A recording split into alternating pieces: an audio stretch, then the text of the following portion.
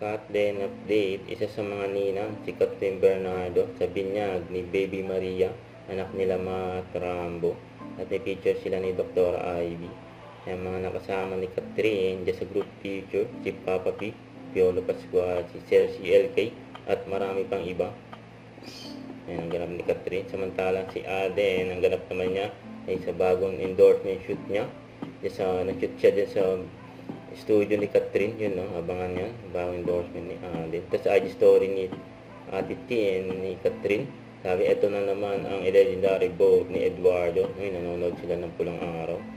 May pa-legendary boat si Alden. Nagkaroon yata ng salo-salo kila Catherine.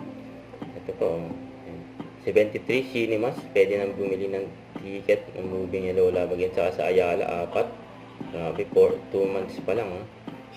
Very supportive din si Father Jeff.